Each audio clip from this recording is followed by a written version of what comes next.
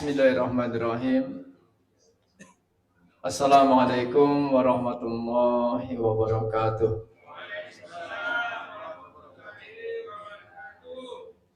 Innal hamdalillah nahmaduhu wa nasta'inuhu wa nastaghfiruh wa na'udzu billahi min shururi anfusina wa sayyiati a'malina. May yahdihillahu fala mudilla lahu wa may yudlil fala hadiya lahu. Asyhadu an la ilaha illallah wa asyhadu anna Muhammadan abduhu wa rasuluhu, amma ba'd. Ya ayyuhalladzina amanu taqullaha haqqa tuqatih wa la tamutunna illa wa antum muslimun. Ya ayyuhan nasu taqu rabbakumul ladzi khalaqakum min nafsin wahidah wa khalaqa minha zawjaha wa batha minhuma rijalan katsiran wa nisaa'a wattaqullaha alladzi tasaaluna bihi wal arham innallaha kana 'alaikum raqiba.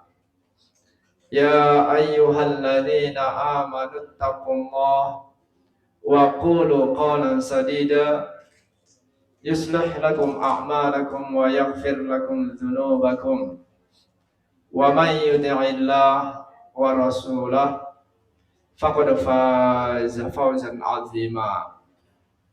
Fa inna asdaqal hadits kitabullah wa khairul hadi Muhammadin sallallahu alaihi wasallam wa syarrul umuri muhdatsatuha wa kullu muhdatsatin bid'atin wa kullu bid'atin dhalalatin wa kullu dhalalatin finnar. Alhamdulillah, kita bersyukur pada Allah Subhanahu wa taala atas segala nikmat yang Allah berikan terhadap kita, terutama nikmat iman, nikmat Islam, dan nikmat harta yang Allah berikan terhadap kita, yaitu dan serta nikmat kesehatan, waktu, umur, sehingga kita dapat hadir, yaitu di Masjid Nuruddin yang mulia ini, dalam majelis ilmu, majelis yang paling mulia, di tempat yang paling mulia, yaitu karena disebutkan oleh Rasulullah sallallahu alaihi wasallam di dalam hadisnya, yaitu tempat yang paling mulia itu adalah rumah-rumahnya Allah Subhanahu wa taala, yaitu masjid-masjid. Salawat dan salam pada junjungan besar Nabiullah Muhammad sallallahu alaihi wasallam.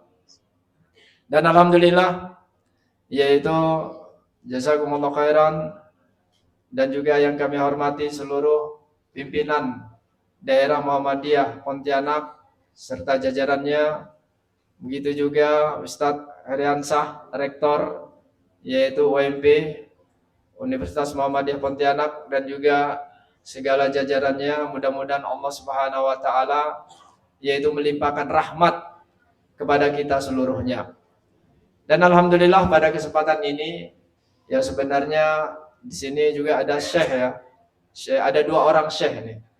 Satu Syekh Abdul Fattah, yang sampingnya Syekh Hermanto. Jadi ada dua syekh di sini. Syekh Abdul Fattah, ya sebenarnya yaitu Ustadz Heriansah ini dulu juga mau ngambil syekh, cuma enggak jadi syekhnya. Dia ngambil jurusan sampai jadi rektor sekarang. Soalnya kan kalau di pondok dulu Ibnu Taimiyah Ustadz ya, itu kan sama dengan gontor. Yaitu sistemnya gontor ya, bahasa Arab, bahasa Inggris. Ya cuma insya Allah bahasa Arabnya masih ingat Ustadz ya. Ya nggak tahu ingatnya berapa persen, mudah-mudahan 100% ya.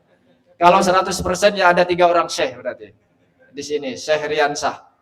Ya ini sebenarnya ini ada syekh dari Mesir ini ya, apa namanya, juga beliau ya lumayan juga kalau saya ngobrol-ngobrol itu tentang keilmuannya. Cuma ya mudah-mudahan bisa lancar bahasa Indonesia sehingga bisa ngisi kapan-kapan waktu. Cuma mungkin bahasa Indonesia tidak lancar, ya nanti mungkin salah paham.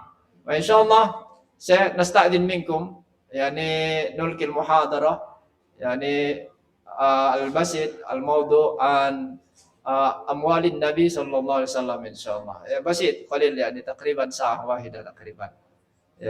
Salah saat dia minta 3 jam katanya. Ini kan salah saat yakni yafirun kulluhum yakni. Kalau 3 jam pada kabur, sebelum ditutup pada kabur seluruhnya. Dan alhamdulillah pada kesempatan ini mudah-mudahan pengajian ini bisa istiqomah, yaitu setiap Ahad pagi. Mudah-mudahan ini juga menjadi ladang pahala bagi kita hadir dalam majelis ilmu, karena disebutkan di dalam hadis Nabi sallallahu alaihi wasallam, yaitu majtama'a qaumun fi baitin min buyutillah yatluna kitaballah wa yatadarasunahu, sampai akhir hadisnya. Dan tidaklah satu kaum berkumpul di salah satu rumah dari rumah-rumahnya Allah Subhanahu wa taala yang mereka membacakan ayat-ayat Allah Subhanahu wa taala dan saling mempelajarinya, illa hafat alaihimul malaika, kecuali para malaikat akan membentangkan sayap-sayapnya. Yaitu setiap ada majelis ilmu mereka membentangkan sayap-sayapnya, dan keutamaannya disebutkan dalam hadis wa anzala alaihimus sakinah.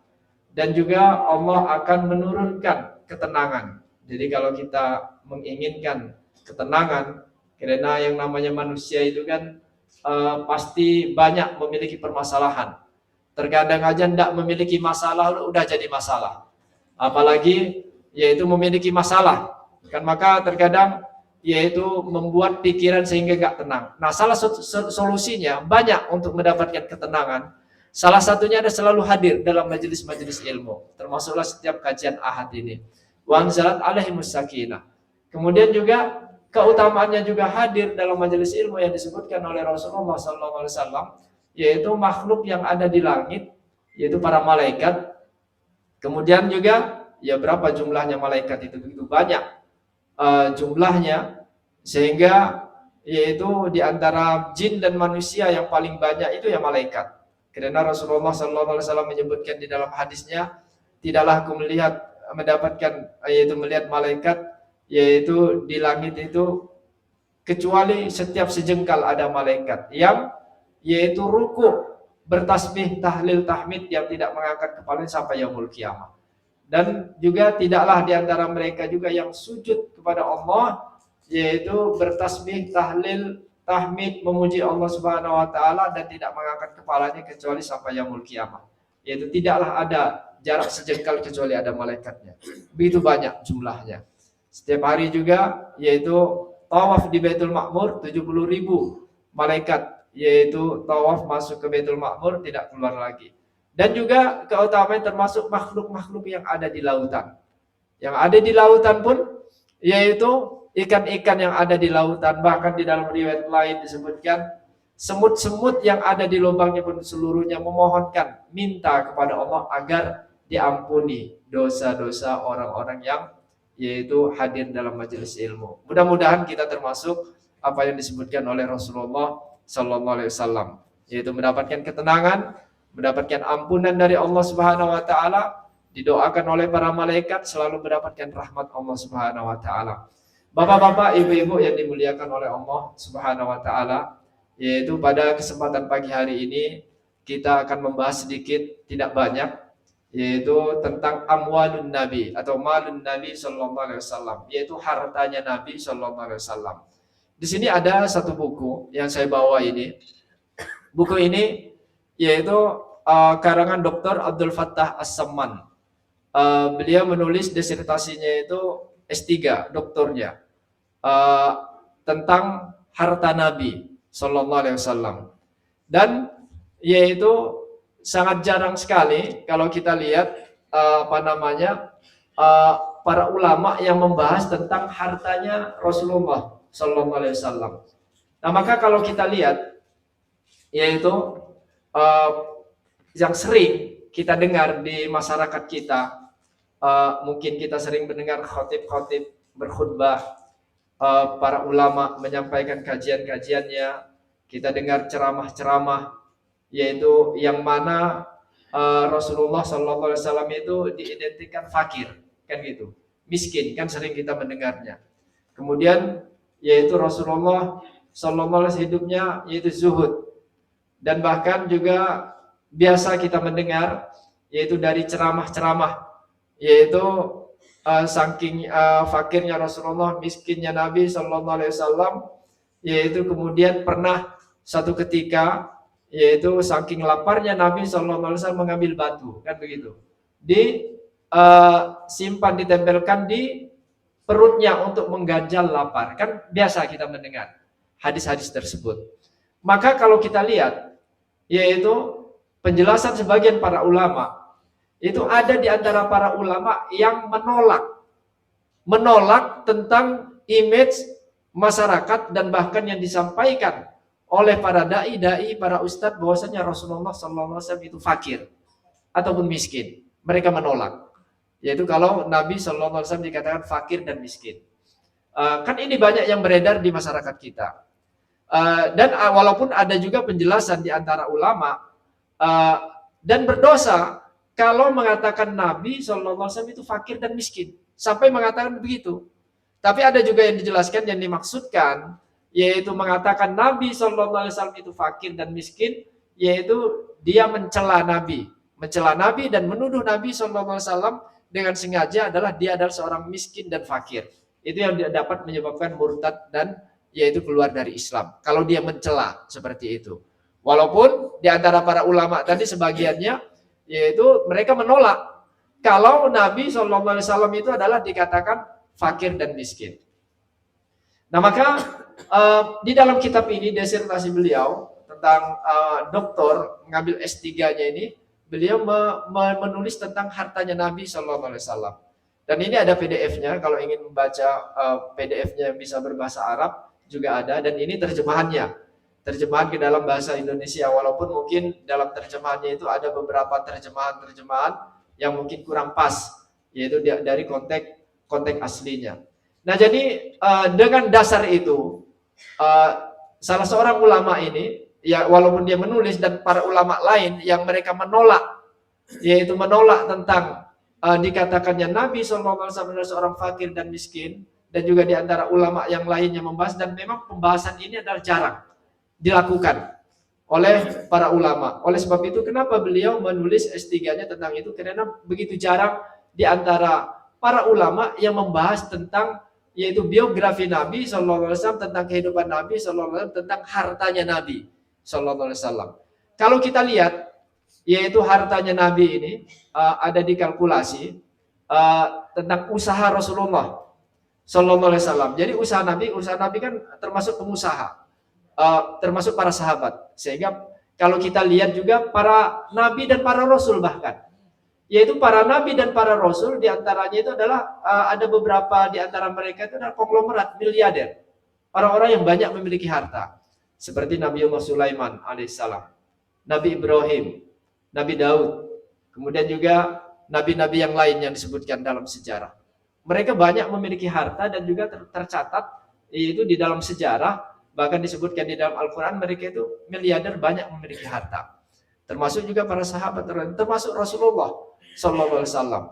Jadi dicatat dalam sejarah itu, setelah dilihat hartanya Rasulullah, usaha Nabi SAW, kalau dikalkulasi dihitung dengan emas, usaha Nabi itu berapa kilo kira-kira emasnya itu? Dicatat di dalam sejarah ini adalah kalau dicatat dengan emas sekitar 1.246.300 lebih gramnya. Itu apa namanya? Usaha Nabi SAW. Kalau ditimbang dengan kadar emas, yaitu sekitar berapa itu? 1.300 yaitu apa namanya? 1.200 lebih kilonya, gram emas.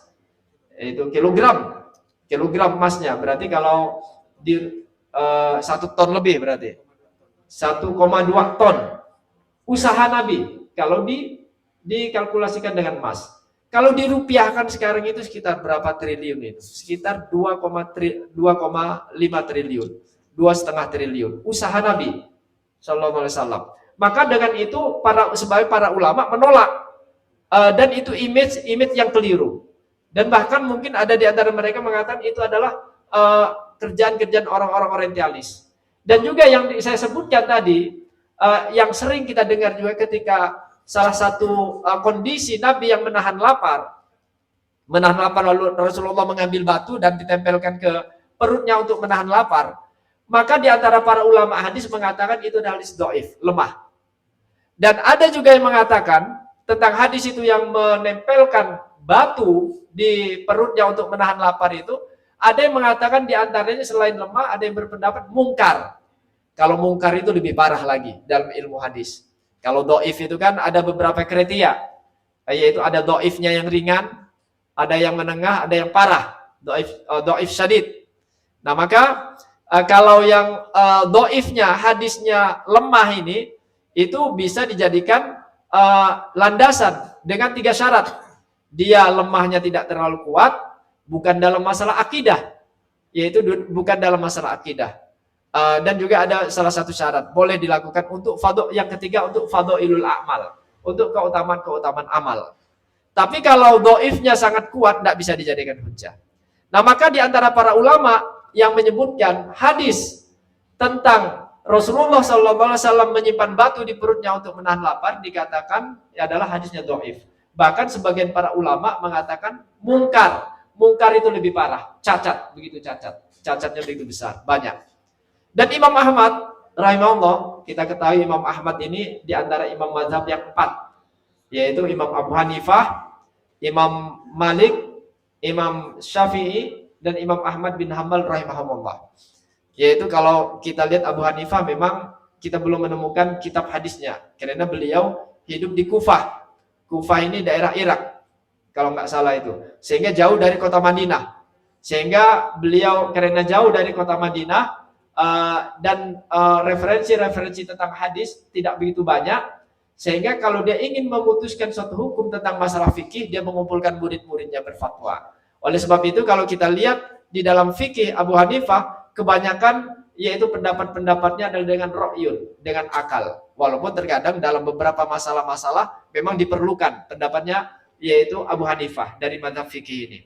Kalau kita lihat Imam Malik, mazhab fikih yang kedua, beliau menulis buku Al-Muwatta, kan itu Al-Muwatta karangan Imam Malik.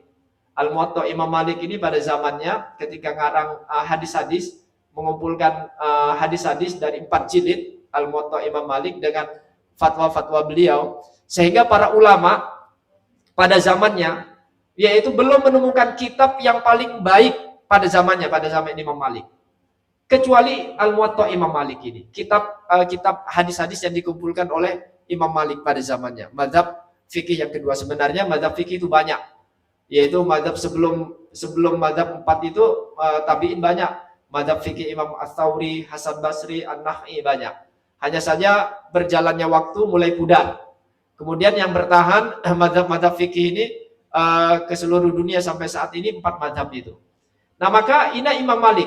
Sehingga para ulama belum mendapatkan suatu kitab yang paling baik kecuali kitabnya Al-Muwatta Imam Malik pada zamannya. Sehingga para ulama berkomentar pada saat itu, yaitu ashahul kitab ba'dal Quran Al-Muwatta Imam Malik. Jadi sebaik-baik kitab, yang paling baik kan jelas tentu Al-Quran. Tidak ada yang dapat menandingi Al-Quran. Yaitu kalau Al-Quran ini, kalau mereka ingin menandingi, Allah menentang manusia. Yaitu pakar ilmuwan yang paling hebat di dunia pun ditentang oleh Allah. Kalau bisa, buatlah Al-Quran itu. Seperti Al-Quran 30 juz. Tidak akan mampu manusia. Kalau manusia seluruh berkumpul dan jin itu untuk membuat Al-Quran ini. Tapi dengan syarat, nilai bahasanya seperti Al-Quran. Ya, ini kan kalau yang paham, ya orang-orang yang paham tentang bahasa. Ya kalau tidak paham tentang bahasa, ya biasa-biasa aja kan begitu. Tapi nilai, yaitu bahasanya sangat tinggi Al-Quran. Tidak akan mampu kata Allah. Kalau dia tidak mampu buat satu surat, tapi seperti Al-Quran tidak akan mampu. Manusia dan jin berkumpul. Kalaupun tidak mampu satu ayat kata Allah. Nah, maka ini mukjizat. Oleh sebab itu salah satu mukjizat. Sehingga para ulama mengatakan as-sahul kitab ba'dal Quran pada zaman Imam Malik itu Al-Muwatta Imam Malik. Sebaik-baik kitab setelah Al-Quran, Al-Muwatta Imam Malik. Nah, ini kitab Al-Muwatta Imam Malik. Tetapi setelah berjalannya waktu, sampai muncullah pada zamannya Imam Bukhari. Imam Bukhari yaitu kita kenal, yang beliau juga mengarang kitab hadis. Kitab hadis mengumpulkan hadis-hadis. 4 jilid juga, yaitu kitabnya. Syarahnya, penjelasannya itu banyak. Fathul Bari, ada 15 jilid dalam edisi bahasa Arab, ada terjemahannya juga dalam bahasa Indonesia. Nah, maka yaitu setelah zaman Imam Bukhari, akhirnya para ulama menyeleksi dari kitab-kitab yang ada, akhirnya yaitu lebih baik, lebih sahih hadis-hadisnya di dalam Sahih Imam Bukhari, sehingga para ulama berubah, as-sahihul kitab ba'dal Quran Sahihul Bukhari. Sebaik-baik kitab setelah Al-Quran Sahih Bukhari, tidak lagi Muwatta Imam Malik pada zamannya itu. Nah, maka sampai sekarang belum ada yang menandingi. Kitab yang paling baik setelah Al-Quran adalah Sahih Bukhari. Nah, kecuali dosen-dosen atau mahasiswa UIP mau buat kitab yang lebih baik dari Bukhari, ya boleh itu. Yaitu kalau nanti kalau bisa menyaingi kitab yang lebih baik, mengumpulkan hadis-hadis yang lebih sahih dari Imam Bukhari, nanti berubah lagi zamannya. As-Sahihul kitab bukan Sahih Bukhari lagi setelah Al-Quran. Nah, karangan siapa? Tapi belum ada sampai sekarang. Di dunia ini belum ada. Jadi sebaik-baik kitab setelah Al-Quran adalah Sahih Bukhari. Karena Sahih Bukhari ini kitab hadis yang paling sahih. Yaitu dia itu hadis-hadis sahih seluruhnya. Kalau Muwatta Imam Malik kan dia masih ada hadis-hadis dhaifnya dan juga fatwa-fatwa Imam Malik. Sehingga kalau diseleksi, dikoreksi oleh para ulama, hadis dhaifnya yang ada di kitab Sahih Bukhari itu tidak sampai 10. Jadi berapa ribu hadis itu yang ada dalam Sahih Bukhari. Jadi hadis dhaifnya tidak sampai 10. Yang kedua, setelah Sahih Bukhari, yaitu adalah Sahih Muslim. Nah, kalau Sahih Muslim, kitab hadis-hadisnya dikumpulkan, seluruhnya hadis-hadis sahih yang ada, yang dhaif itu lebih dari 10. Nah, maka dia yang kedua tingkatannya. Nah, maka ini kembali kepada kitab hadis tadi, yaitu kitab yang paling sahih. Nah, maka kalau kita lihat di sini kembali kepada harta Nabi SAW, kalau dikalkulasikan dengan emas, usahanya Nabi berarti sekitar berapa? 1216, 340 lebih gram, 1 ton, 1,2 ton lebih. Itu usahanya Nabi. Belum lagi dengan pemberdayaan, yaitu pemberdayaan Rasulullah SAW dari hartanya. Ini lain dari usahanya Nabi. Dari pembiayaan, termasuk pembiayaan Rasulullah, pembiayaannya juga sama. Ini di luar usahanya. Pembiayaan Nabi SAW dalam pengeluaran hartanya itu adalah juga sama. 1000, kalau dikalkulasi dengan beratnya emas itu 1251 lebih gramnya. Sama juga sekitar 1 ton lebih. Ini tentang pembiayaan Rasulullah, berbeda dengan usaha Nabi. Berarti sama sekitar kalau dirupiahkan 2,5 triliun. Itu berarti kayanya Nabi SAW. Maka dengan riwayat-riwayat, dengan mengumpulkan harta-harta Nabi, sejarah riwayat ini sebagian para ulama menolak kalau Rasulullah SAW dikatakan itu adalah fakir dan miskin, dan bahkan tidak boleh dia mengatakan begitu. Ini harta Nabi, usaha Nabi, dan pembiayaan Rasulullah SAW. Termasuk Rasulullah banyak hartanya juga, tetapi dia sering berwakaf, sering bersodakoh. Nah, kalau wakafnya Nabi SAW juga, itu dicatat oleh para ulama. Tercatat wakafnya Rasulullah SAW itu ada, yaitu 15 bidang tanah. Jadi tanah yang diwakafkan oleh Nabi SAW ada 15 bidang tanah. Ada beberapa titik ini. Kalau kita, berapa tanah kita wakafkan. Itu ya 1 tanah aja udah lumayan ya. Walaupun 1 kapling kali itu. Ya terkadang masih belum ada itu. Ya kalau belum bisa wakaf tanah ya tidak apa-apa wakaf uang kan. Kalau di Kementerian ada program wakaf uang itu. Nah, bisa saja dia wakafkan walaupun 100.000, 200.000. Ini Rasulullah SAW itu adalah wakafnya 15 bidang tanah. Kemudian kalau kita lihat harga tiap masing-masing 1 bidang tanah itu harganya, kalau dihitung dengan emas, itu 1 bidang tanah itu sekitar 25,5 kg emas. Jadi 1 bidang tanah, bukan 1-2 kilo harganya. 1 bidang tanah yang diwakafkan oleh Nabi ada 15 bidang tanah. Itu 1 bidang tanah yaitu sama nilainya sekitar 25,5 kilogram emas. Bukan gram, bukan on, kilo. Nah, berarti berapa yang pintar ngitung ini? Kalau 25 kilo setengah uangnya rupiah. Kalau emas antam sekarang ini, kalau emas antam ini yang itulah kalau kita lihat pemerintah ini padahal kadar emasnya sama. Kalau antam yang 2025 dengan antam yang 2000 itu harganya beda. Beda, lebih tinggi yang 2025.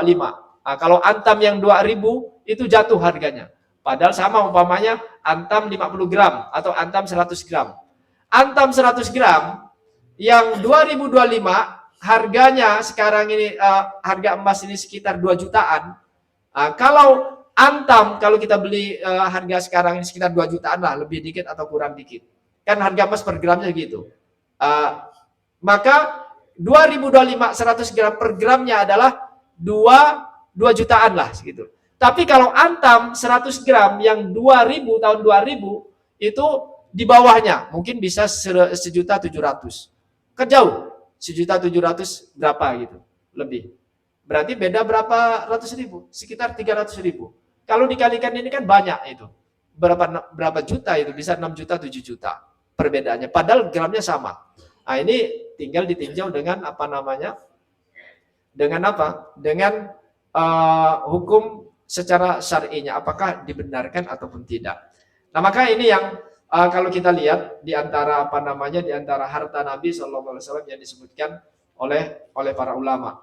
Kemudian juga kalau kita lihat bahwasanya tentang harta Rasulullah SAW ini yang begitu banyak, kemudian juga yang begitu jarang dibahas oleh para ulama.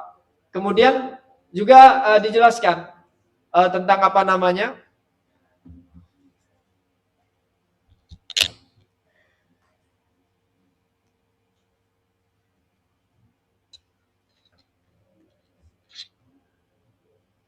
Jadi kalau kita lihat ini beliau menyebutkan kalau di Nabi SAW dikatakan orang yang dia kekurangan, tetapi kenapa Nabi SAW itu selalu berdoa kepada Allah, berdoa kepada Allah Subhanahu Wa Taala untuk dihindari dari kefakiran, kan begitu?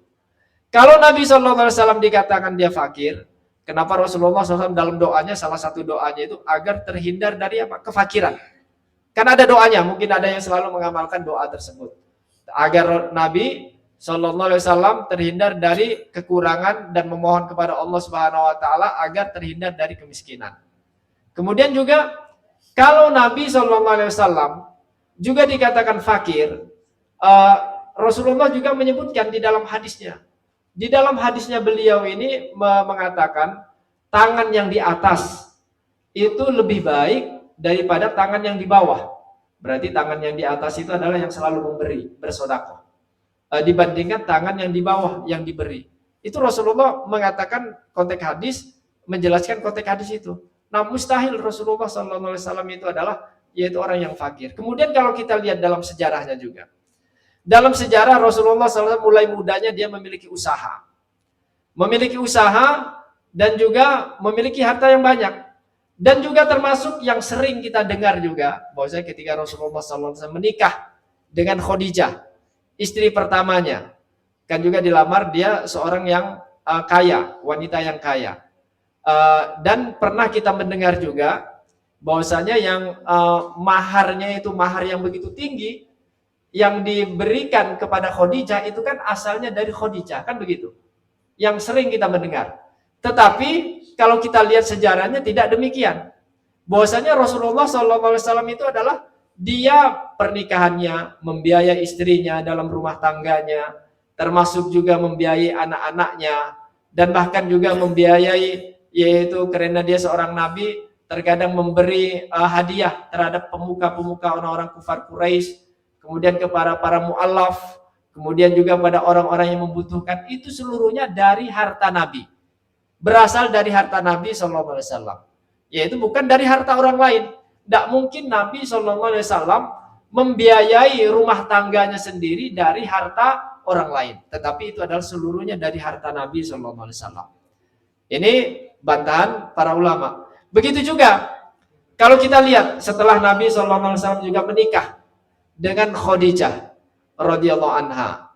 Kalau Rasulullah SAW dikatakan seorang fakir, miskin, Khadijah ini memiliki harta yang begitu banyak, juga termasuk salah satu wanita yang kaya, wanita terkaya di Mekah. Nah, dikemanakan harta Khadijah radhiyallahu anha? Kalau dikatakan Nabi SAW itu adalah orang yang miskin. Nah, maka ini seluruhnya bantahan-bantahan yang disebutkan oleh para ulama tentang kehidupan Nabi SAW.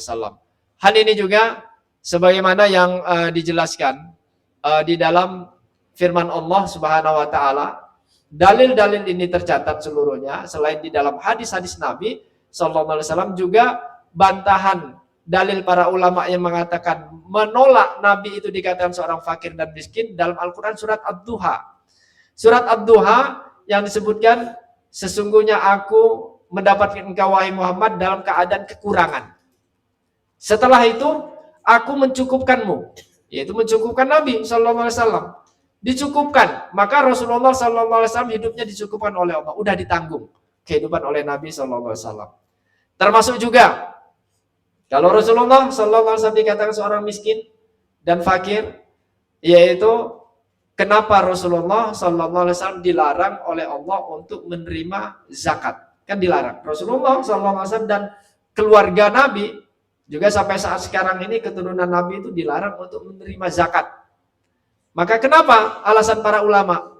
Ada dua alasan di antara para ulama kenapa Nabi sallallahu alaihi wasallam dilarang oleh Allah untuk menerima zakat, entah itu zakat fitrah atau zakat harta, zakat perniagaan atau zakat yang lainnya, itu dilarang.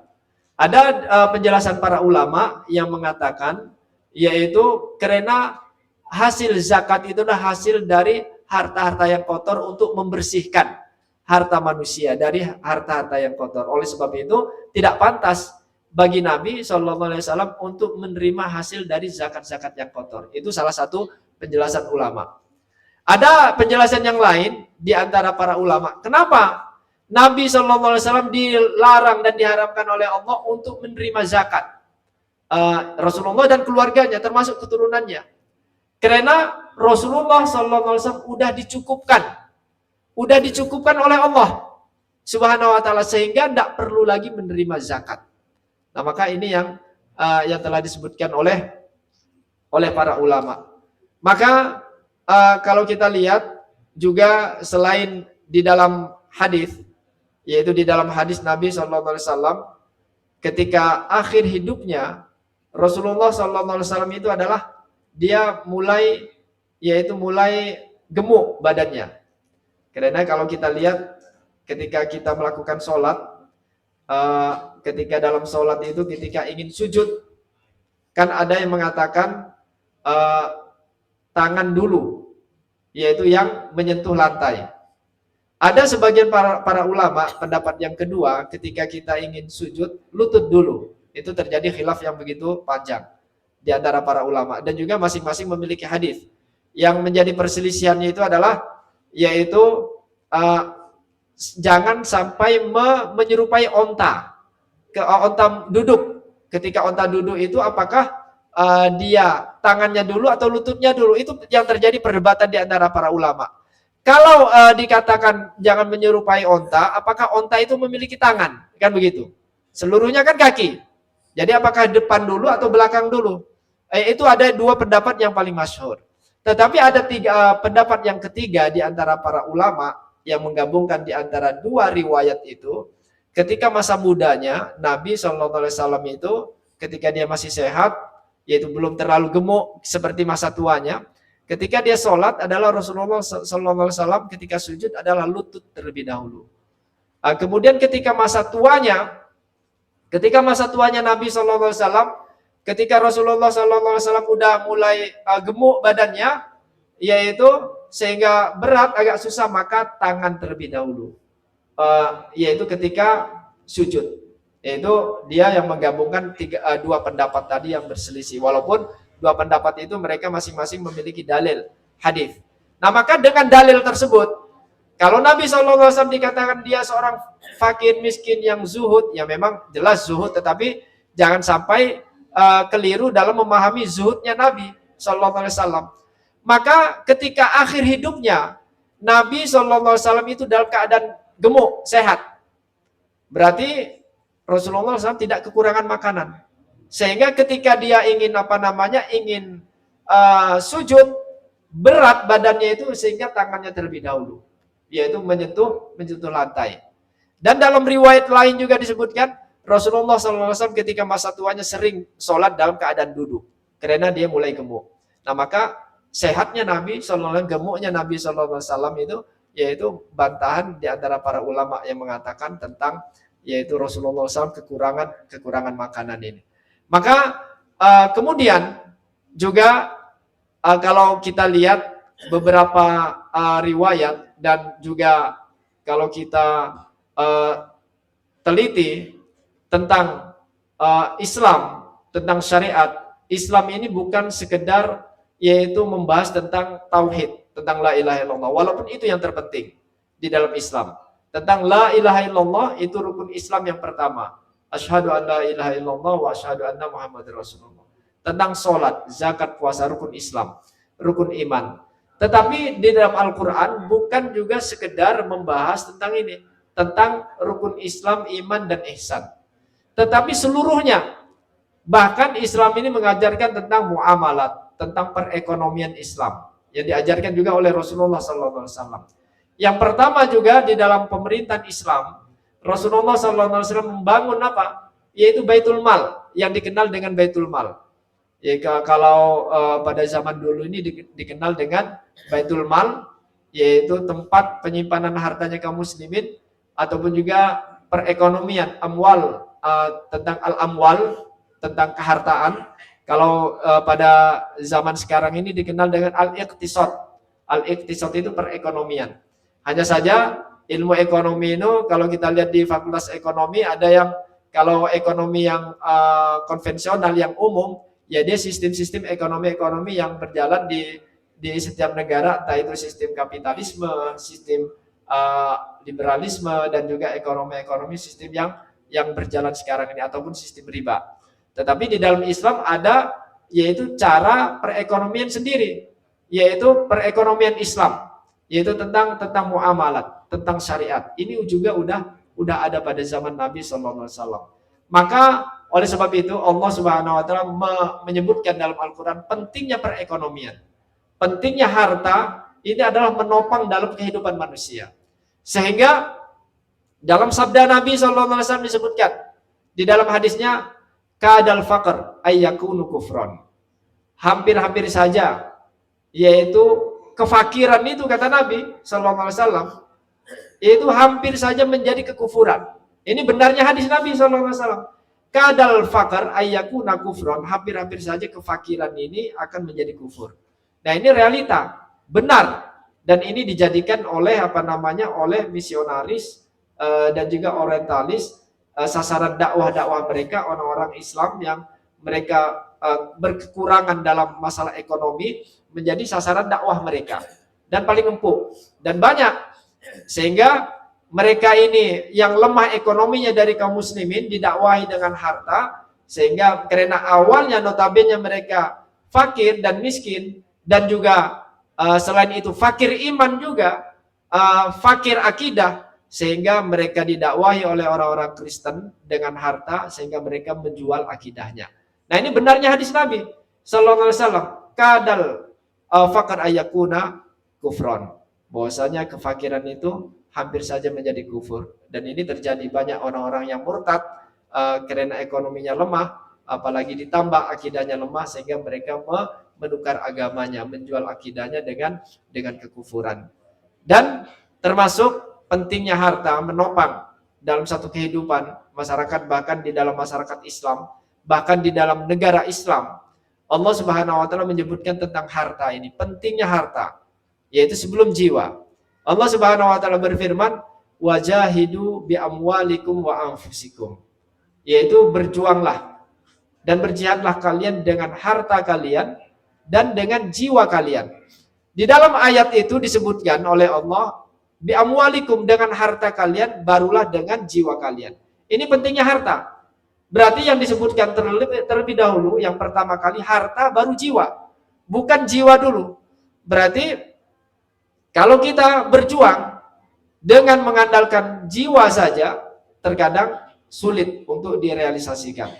Tetapi kalau kita berjuang dengan menggunakan harta, maka yaitu perjuangan kita bisa yaitu mendapatkan keberhasilan yang lebih optimal, lebih optimal dan juga lebih jangkauannya lebih luas. Ini keutamaan yang disebutkan oleh Allah Subhanahu wa taala di dalam hadisnya. Jadi pada hakikatnya pentingnya harta dalam kehidupan manusia sehingga kita yaitu tidak tertipu oleh musuh-musuh Islam, oleh orientalis, oleh negara-negara barat yang mereka berusaha untuk memojokkan Islam dari berbagai hal, yaitu mereka ini kaum orientalis dan misionaris, mereka mempelajari Al-Quran ini, mencari celah-celahnya untuk yaitu menghancurkan Islam. Tetapi pada hakikatnya Allah Subhanahu wa taala juga menyebutkan dalam Al-Quran, wa makaru wa makarallah wallahu khairul makirin. Mereka itu membuat tipu daya, wa makaru wa makarallah, dan Allah juga membuat tipu daya, wallahu khairul makirin, dan Allah yang lebih baik makarnya, tipu dayanya. Sehingga termasuklah dalam segala bidang mereka berusaha untuk menghancurkan, termasuk dalam masalah ekonomi. Termasuk juga yaitu dalam masalah apa? Dalam masalah kehidupan Nabi. Biografi Nabi SAW dibuat oleh mereka bahwasanya Rasulullah SAW dalam kehidupannya adalah fakir, miskin, dan berkesusahan, dan juga berbagai macam yaitu yang dialami oleh Nabi SAW berdasarkan riwayat yang tidak jelas, riwayat yang dhaif, bahkan sebagian para ulama mengatakan riwayat yang palsu, sehingga apa? Membuat image yaitu di mata dunia, di mata kaum muslimin sendiri atau di mata manusia bahwasanya Rasulullah itu adalah serba kekurangan, tetapi nyatanya tidak seperti itu. Jadi yaitu mudah-mudahan kita memahami tentang kehidupan Nabi Sallallahu Alaihi Wasallam, biografi Nabi Sallallahu Alaihi Wasallam, bisa kita baca salah satu bukunya, walaupun banyak buku-buku yang lain seperti Iqtisadun Nabi, yaitu perekonomian Nabi juga ada, dan juga itu juga diterjemahkan ke dalam bahasa Indonesia, udah ada terjemahannya, termasuk di dalam kitab ini Amwalun Nabi Sallallahu Alaihi Wasallam, harta Nabi Sallallahu Alaihi Wasallam. Yaitu kalau ingin mendetailnya bisa juga dibeli kitab ini. Ya kalau berbahasa Arab ada PDF-nya, dan beli di Shopee juga ada, tidak terlalu mahal bukunya, sekitar 106.000. Tetapi isinya yaitu begitu banyak manfaatnya yang dapat kita ketahui, sehingga dapat mengungkap dan juga dapat membongkar secara tuntas yaitu apa sebenarnya, bagaimana kehidupan Nabi SAW yang image-nya selama ini adalah dia fakir, miskin, susah, kemudian kelaparan, apalagi di dalam hadis tadi mengganjal perutnya dengan batu untuk menahan lapar, dan yang lainnya. Ini adalah akan terjawab seluruhnya di dalam hadis-hadis Nabi SAW dan juga dalam sejarah yang disampaikan oleh para ulama yang selama ini kita keliru memahami tentang kehidupan Nabi SAW. Mudah-mudahan yaitu yang sedikit ini bermanfaat khususnya bagi saya sendiri dan juga bagi kita seluruhnya. Intinya yaitu jangan sampai kita tertipu oleh propaganda yang dilontarkan oleh musuh-musuh Islam, tetapi bahkan Allah sendiri memerintahkan kita untuk berusaha. Allah tidak melarang, yaitu tidak melarang kita memperbanyak harta. Kalau kita lihat di antara sebagian para nabi, mereka juga miliarder. Nabi sendiri juga begitu banyak hartanya. Kemudian para sahabat juga adalah para pengusaha-pengusaha, tetapi mereka juga banyak hartanya, sering juga bersedekah dan juga berinfak. Sehingga kalau kita lihat sahabat Nabi SAW juga, yaitu Abu Bakar dan Umar. Abu Bakar yang juga dia miliarder, paling juga di antara sahabat-sahabat yang kaya, yang banyak hartanya, dia infakkan seluruh hartanya untuk Allah Subhanahu wa taala dan Rasulnya, untuk perjuangan Islam. Maka oleh sebab itu tidak ada yang dapat membandingi keimanan Abu Bakar radhiyallahu anhu, kata Nabi. Apa kata Rasulullah sallallahu alaihi wasallam? Yaitu seandainya keimanan Abu Bakar radhiyallahu anhu ditimbang dengan seluruh umatnya, maka lebih berat yaitu keimanan Abu Bakar radhiyallahu anhu. Wajar kalau dikatakan seperti itu. Contohnya hartanya saja seluruhnya diberikan untuk Allah Subhanahu wa taala untuk perjuangan Islam, sehingga ketika diberikan kepada Rasulullah untuk Allah Subhanahu wa taala dan Rasulullah itu kepentingan Islam, Rasulullah bertanya, apa yang Anda tinggalkan untuk istri dan anak Anda? Apa jawaban Abu Bakar radhiyallahu anhu?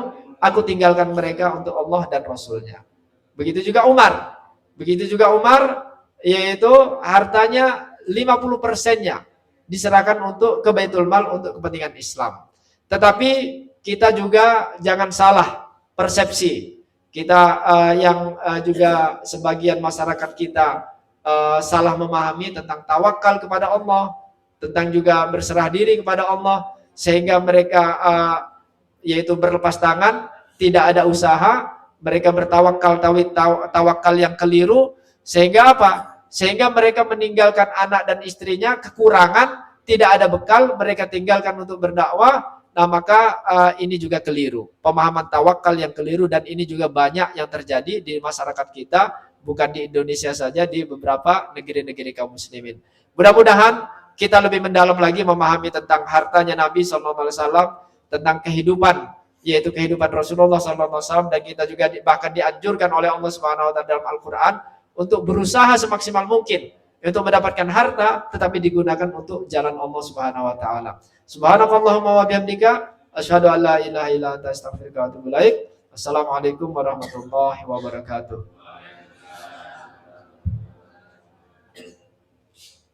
Terima kasih, jazakallahu khairan kepada Ustaz.